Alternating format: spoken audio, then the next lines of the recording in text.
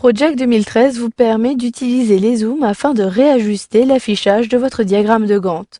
Si vous utilisez un zoom avant, vous pourrez ainsi avoir le détail d'une tâche en particulier, ou si vous utilisez au contraire le zoom arrière, vous pourrez ainsi avoir une vue d'ensemble de votre projet.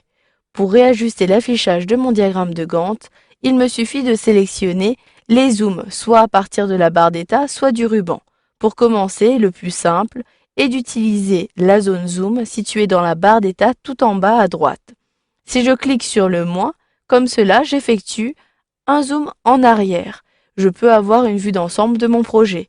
Par contre, si je clique sur le plus, j'effectue un zoom en avant. Si je clique plusieurs fois, j'augmente ici la précision. Je peux ainsi utiliser les barres de défilement, avoir une meilleure visibilité sur cette tâche-ci. Si je positionne mon curseur, je peux ainsi avoir les détails de la tâche sur laquelle je pointe mon curseur.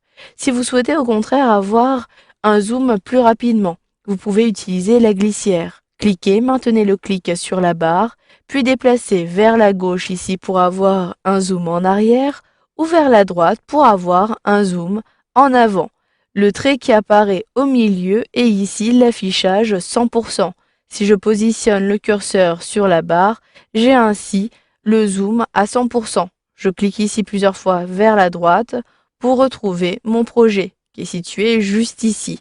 Vous retrouverez ces options dans le ruban. Si je sélectionne cette fois-ci l'affichage, j'ai bien dans la zone des zooms la possibilité depuis le premier menu déroulant de cliquer ici sur zoom arrière ou sur zoom avant. En positionnant mon curseur sur zoom avant, je sais qu'il me suffit d'utiliser les raccourcis CTRL plus la barre anti-slash. Si vous souhaitez au contraire avoir un zoom en arrière, sélectionnez cette fois-ci et maintenez les touches CTRL et étoile maintenues de votre clavier. Si je clique sur zoom avant, vous le voyez, je retrouve la même fonctionnalité. Mais à partir de ce menu, je peux personnaliser le zoom en cliquant ici sur zoom. Une fenêtre apparaît et je peux choisir l'échelle, soit une semaine, 2 semaines, voir ici uniquement la tâche que j'ai sélectionnée dans le tableau des tâches, et je peux même avoir une vue sur l'ensemble de mon projet. Je souhaite avoir une vue d'un mois. Je clique ici, puis je sélectionne sur OK pour valider. Si je souhaite avoir une échelle de temps différente, je peux également cliquer sur ce menu déroulant et j'ai ici des échelles prédéfinies. Je peux avoir un affichage par quart de jour, par tiers de mois, mois, trimestre et voire même par année. Si je clique par année, j'ai mon projet qui apparaît et j'ai ainsi une vue d'ensemble. Si vous souhaitez modifier l'échelle et personnaliser cette échelle, il est possible également de le faire. Je clique sur le menu déroulant et je peux choisir échelle de temps. Vous pouvez également modifier l'échelle de temps qui apparaît juste ici en cliquant droit au niveau de l'entête de l'échelle. Mais si je modifie ici et je clique sur le plus, vous le voyez, cette échelle est ajustée en fonction de l'affichage que j'ai choisi. Si je clique à nouveau sur le menu déroulant et que je choisis ici les semaines, je pourrais ainsi modifier en cliquant droit puis en sélectionnant échelle de temps les niveaux qui vont apparaître dans cette échelle-ci. Si je souhaite avoir un niveau supérieur avec des années, je clique sur le menu déroulant, puis je sélectionne année.